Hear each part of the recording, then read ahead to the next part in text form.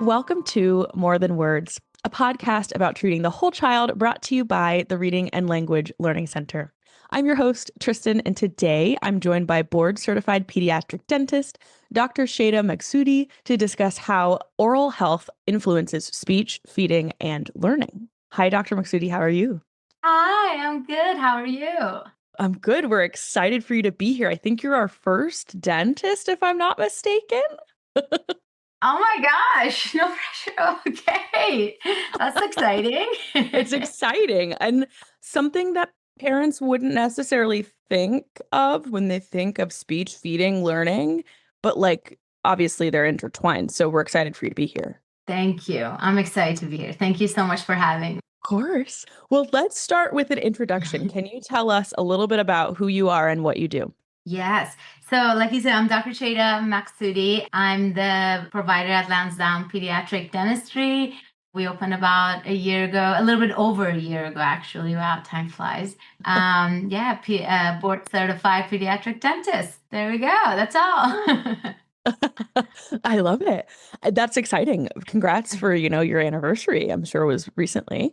Thank you. Thank Yeah. you so much. Yeah, it's been great. Love it. So can you tell us if people were looking to find you in the world, like physically where your offices are, and then also online, where would they go? Yes. We're located in Lansdowne, Virginia, and the practice's name is Lansdowne Pediatric Dentistry. So it's just the Easy. website is lansdownepediatricdentistry.com. And then the phone number is 571-210-2771 if anybody wants to give us a call. Perfect. Well, I'll put that in the show notes and then people can find you guys that way. Thank you. Awesome. Yeah, well, let's hop into these questions. So, first and foremost, what inspired you to focus on the relationship between oral health, airway development, and then also, of course, communication skills? So, like, I've always been very fascinated by like how interconnected the body is. Like, as a pediatric dentist, I began noticing patterns, like children with speech delays or sleep challenges, and how often had oral or airway findings that explained part of that picture. Like seeing how improving something as simple as like nasal breathing and tongue mobility, and how that could change how child eats and speaks and sleeps. It's Wow. inspired me to look beyond just teeth. And I think that's what drew me toward like a more collaborative, like a whole child approach to Yeah. dentistry. That is so cool. And I know we've had a couple folks on that aren't dentists, but they've done like orofacial myology and things of that nature. And that's always been interesting to me. So I'm so curious to hear from a dentist, like what things you have found in your time of being a dentist. Yeah, it's like it's really interesting and exciting and rewarding because you can see changes too, and you can see Right. how like it's really cool. Yeah, yeah. So you mentioned this before where you were like, I wanted to focus more on just teeth. And I think a lot of parents think that dentistry is just teeth. So can you tell us how different oral structures, like the tongue, the jaw, and the palate all affect speech, feeding, and even further to learning?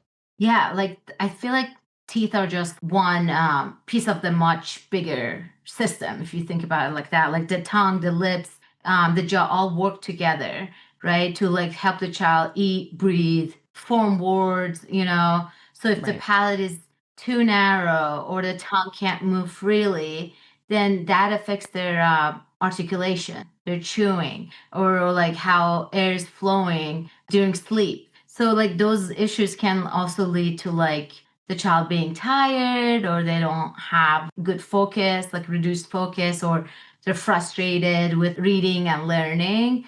So I feel like by supporting the proper oral growth early, we would really be helping with communication and cognitive like development too. So yeah, this is not just about teeth. So it's like the whole picture. Yeah. And that's so interesting because, I feel like as adults, we have this concept that people always like say to us, like your whole body, like you have to take care of you as a whole system to like make sure like other things are in line. And I feel like sometimes as adults, we kind of ignore that piece of advice. We're just like, yeah, whatever. Like, I do it too. We all Yeah. do. Like other things don't, it's not necessarily causing other issues, but like you are seeing this as a dentist, how all of the different stuff that affects, literally from like the chest up can change how someone is Mhm. performing cognitively, like in school or learning how to read Yeah. or all the Yeah. things. So, and yeah, Yeah. it's fascinating, like you said. Yeah. So, what are some of like the early signs that you see that oral or airway issues might be impacting a kid's speech, feeding, all those things? I would say like some, I mean, I wouldn't say red flags, but like you said, some signs would be open mouth posture Mm. or snoring or drooling, being a picky eater Oh, or speech distortion that they don't improve with therapy, right? So like you might notice a child who seems like tired during the day, struggles to concentrate, avoids certain textures when eating, and then like all of those could point to the underlying airway or motor challenges, right, that are worth evaluating. So I feel like those are like some of the early signs. Like yeah. drooling is not common. Right. Like everyone's like, oh, he's teething, he's drooling a lot, right? Okay, maybe a little bit of increase in saliva production, but like you're drooling after age 3, and it's yeah. So I feel like those are some of the early signs. Yeah. You said being a picky eater. Can you expand on that? That's so interesting. I wouldn't have thought about that as an early sign. Yeah. Let's say you have a tongue tie and stuff, your tongue is not moving around as freely, let's say it that Okay. way. And there's certain textures that you can't chew properly, so you start avoiding those. I mean, the other day I had a patient who was like avoiding just chicken. So like yes, kids can be picky eaters, right? Like you have to like we're just picky eaters. But then it's just like eggs. They won't eat eggs because it's like the texture of it they don't like. Or just Wow. chicken. They don't like that. Yeah. It's because like they can't chew it properly. They're holding food in their mouth for such a long time. And sometimes they spend so much time trying to chew their food and they're the last one who finishes their food. So then they feel like they don't want to eat out because they take forever to eat in their mind, and Right. people pick on them. Like it's a yeah, I can go on forever.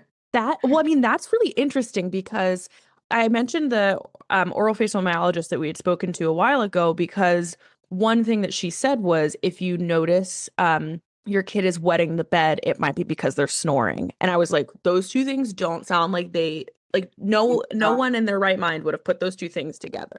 So to me, yeah, I'm also I thinking know. like I wouldn't pick up on someone being a picky eater and say, it makes more sense than I guess I'm thinking it does.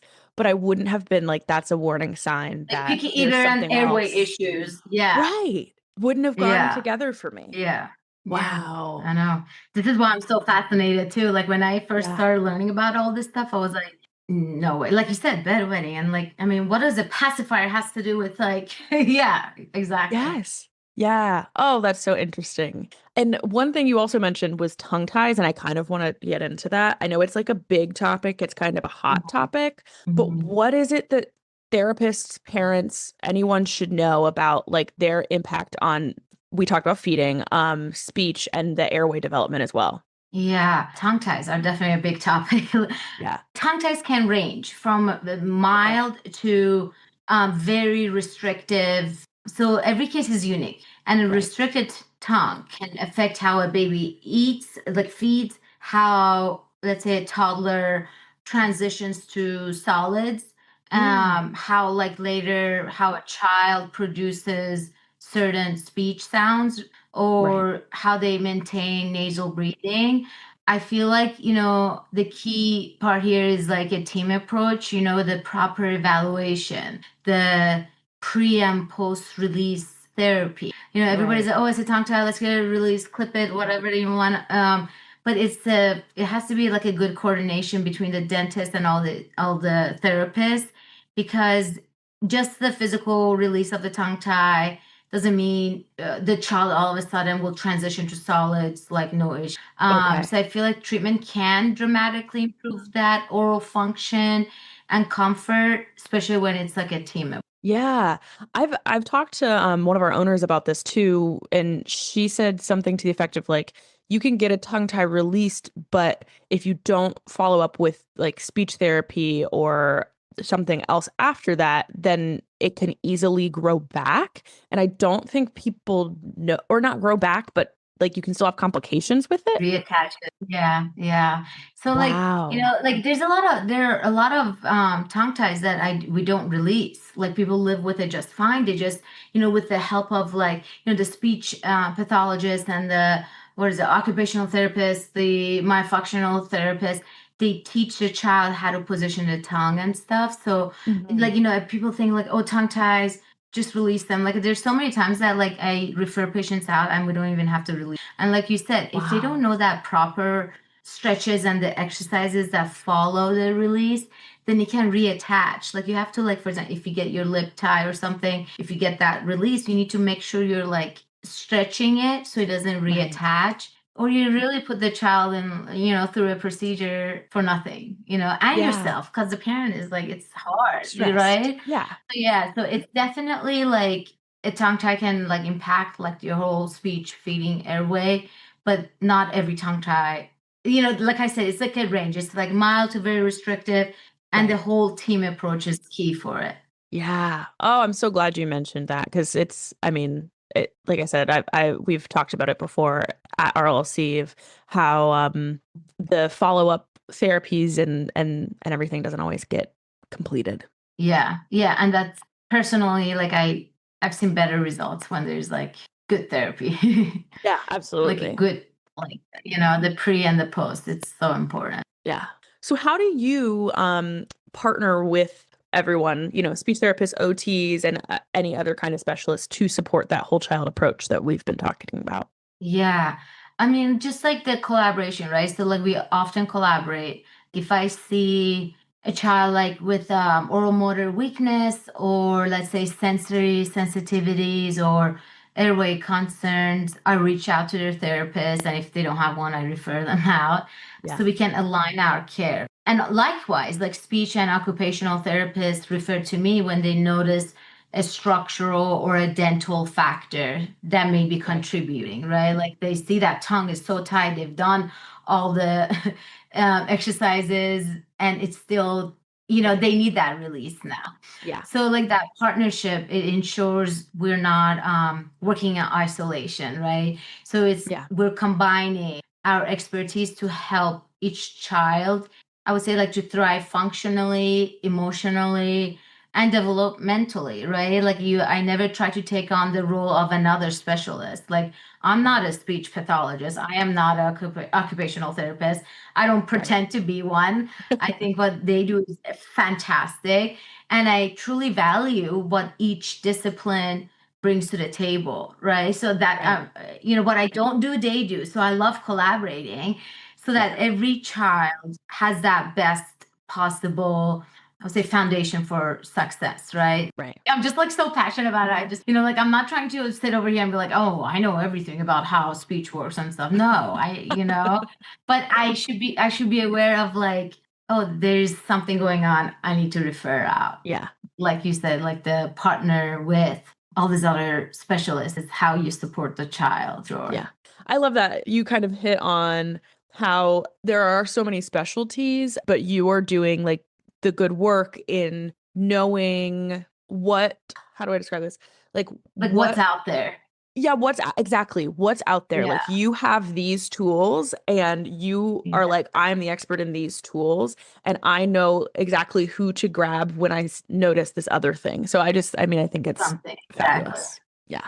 Exactly. So I want to talk about another thing that you had mentioned, which was like sensory sensitivities and Uh, like other like neurodiverse needs. So how do you normally, as a dentist, being in people's mouths, like yeah. approach dental care Mm. for those kids? Um, it's it's challenging. It's tough. Sure. I'll say that. But I feel like patience and Mm, preparation makes all the difference. Like yeah. I let the child explore the tools or get comfortable with the environment. I mean, this is a new place, right? Everybody hates the dentist. So like it's like come in and just like, see this stuff and move entirely at their own pace. some kids benefit from, let's say, shorter visits, like come in, get it done, Right. or, the sensory supports, like maybe some like that weighted blanket or no blanket, or they want the noise reducing headphones, and others cannot tolerate anything on their head. Right. So I feel like every child is so different. And like I want to adapt to what helps them feel Yeah. safe. Not like, oh, this is Lansdowne Pediatric Dentistry, this is how we do it. You guys Right. adapt to my routine, or I Yeah. want them to feel safe, right? So a lot of times, like I'm kind of annoying about this, but I ask parents to like complete their new patient forms like ahead of time, Yeah. and they get so many reminders and like complete the forms, and I'm Right. sure they don't like it, but it gives me a chance to review everything, right? Like I can Yeah. review everything carefully, not right before I'm about to walk into an exam, right? There's seven Right. kids crying, blah, blah, blah, and then they just fill out their forms, and I'm like trying to read it then. But Yeah. if like it's filled out ahead of time, right? And based on what I see, I have a chance to reach out to the parents, and I have many times, like I emailed them and I asked them a few more questions, like what has worked in the past or Mm. what hasn't. They're like, oh, Right. he hates Yeah. this, he loves that. Like my goal is always to create a comfort, so the dental experience, which the dental experience feels more safe and Right. supportive. And honestly, empowering, like not just the child, but the parent. A lot of times is the parent's anxiety too. Yeah.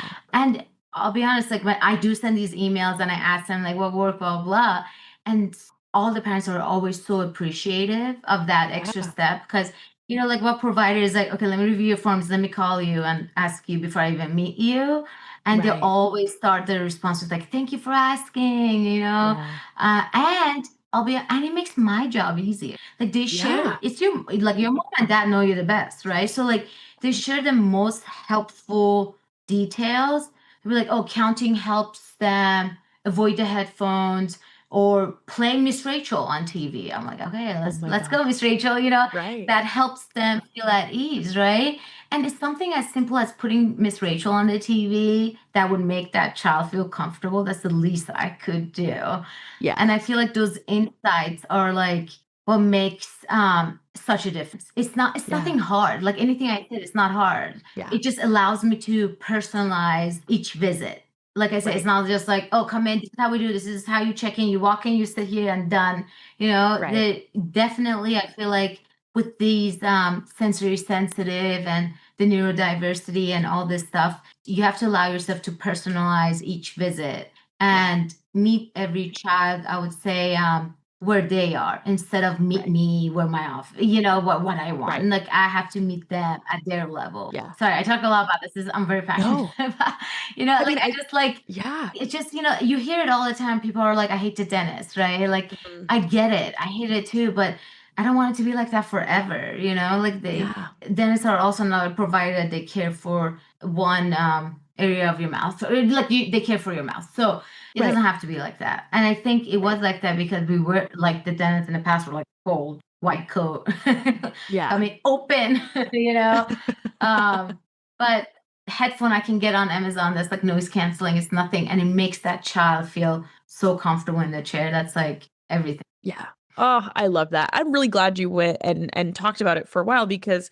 I think especially like you said for parents who have kids with sensory sensitivities, they're like nervous to bring their kid to the dentist because they're like, "Oh my gosh, like the sound of the drill or whatever, some kind of machine is going to be too loud for them or like the lights are going to be too bright or all these things where like other Absolutely. places aren't going to take that into consideration. So I'm so glad that you provide this. And I'm glad that you said like it's something as simple as like turning the TV on drastically like Yeah. changes the outcome of the session. And it really does. It's insane. Like they see me stretch and Right. they're like, wow, well, great. Thank you, mom, for sharing that. Like Right. that's done. I can brush his teeth now. Right. Oh, that's awesome. I love it. Pivoting back out of that a little bit, but beyond the general brushing and flossing, what are some everyday habits that make like the biggest difference for oral development and airway health? So habits. So I know I've mentioned this before too. Encouraging nasal breathing is huge. I mean, that's Yeah. something like I've been learning about. It wasn't taught in dental school, let's say that way.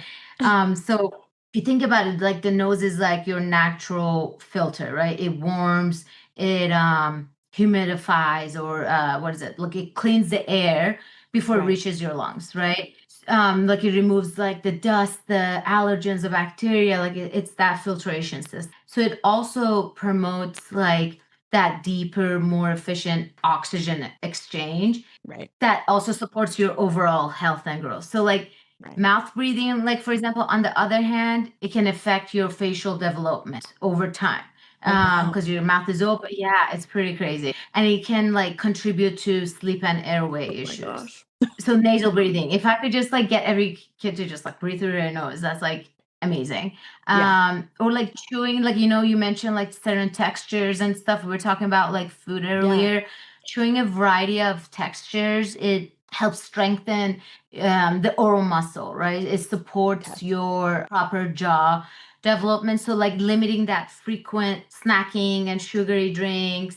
That also, of course, helps, like, not getting a cavity, protects your enamel, but maintaining that good posture is also like also huge. Like, checking what is it like the how the child is like sleeping, like check the head, check the neck, the tongue rest. If the lips are gently closed, that's how you want it. Like you want the tongue to rest on the palate for that proper jaw growth. So like encouraging nasal breathing is everything. It's amazing how small and like everyday habits can have Right. such a, I would say, like a big impact on the Right. whole overall development. So yeah, lips.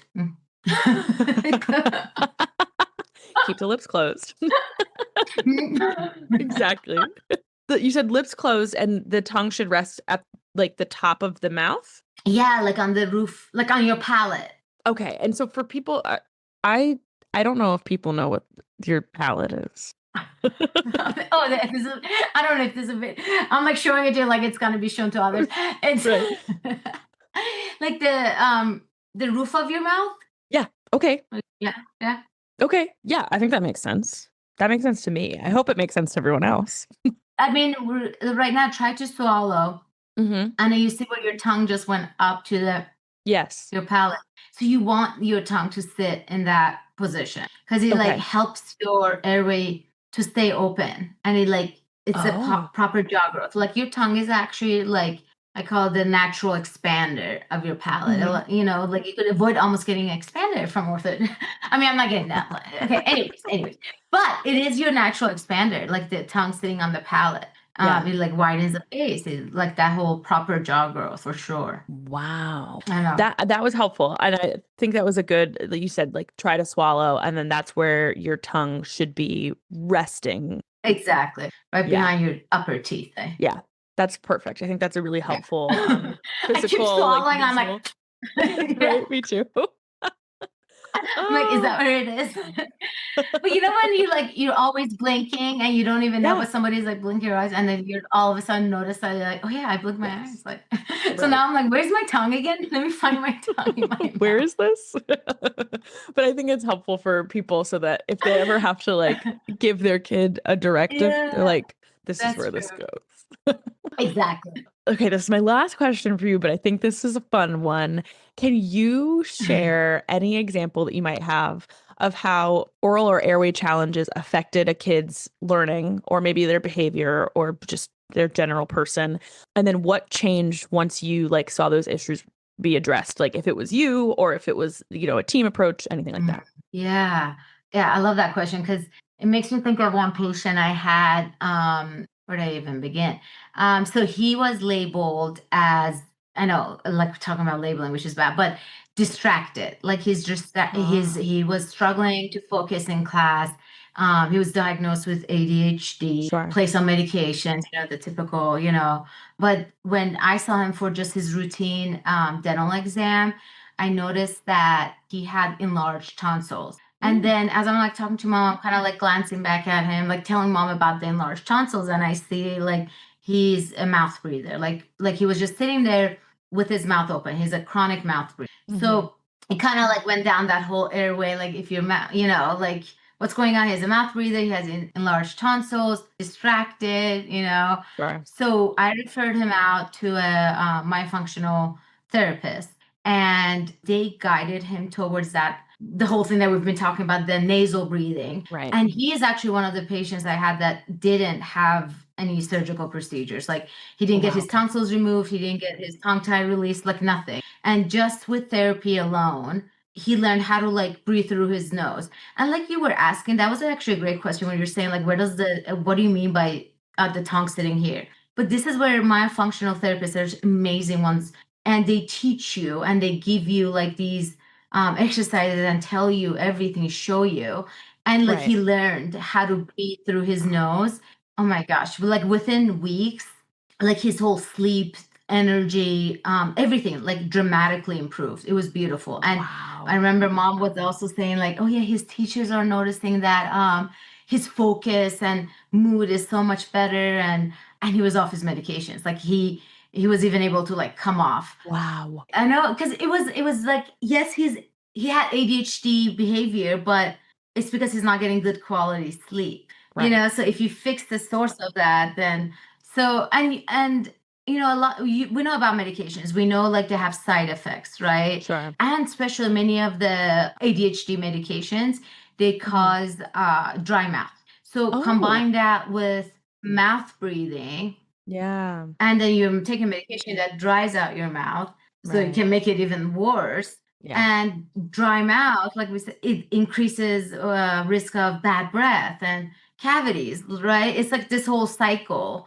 And it was just such a powerful reminder of how what looks behavioral is not, like distracted, is actually maybe biological, right? It could be rooted in a habit like mouth breathing. Right. So when the child can breathe and sleep well, I feel like everything else tends to follow. So, Yeah. like I said, like, I don't provide my functional therapy myself. And so this child really, like, I only diagnosed him with enlarged tonsils and chronic breathing, but I helped change his life. You know what I mean? Like, Yeah, it's like, absolutely. I referred him to my functional therapist, and I feel like with their help, like we did it together. Like that's why I'm just such a strong advocate for a collaborative approach. Like I said, I owe it to these kids to educate myself, know my limits, like recognize my limits, and refer to the right providers when needed. Yeah. That's when I feel like we make the biggest difference. We as dentists, we don't just look at teeth, and we look at the bigger pictures, and we use all our resources. And I think we owe it to our kiddos. I have to be better for them, for sure. Oh, you are fabulous. I really appreciate you coming on and talking to us today, because you've really hit home like the whole goal of this podcast, which is helping people understand why a whole child approach is so important. Like you said, looking at the bigger picture so that we all can play our parts in making sure kids get what they need.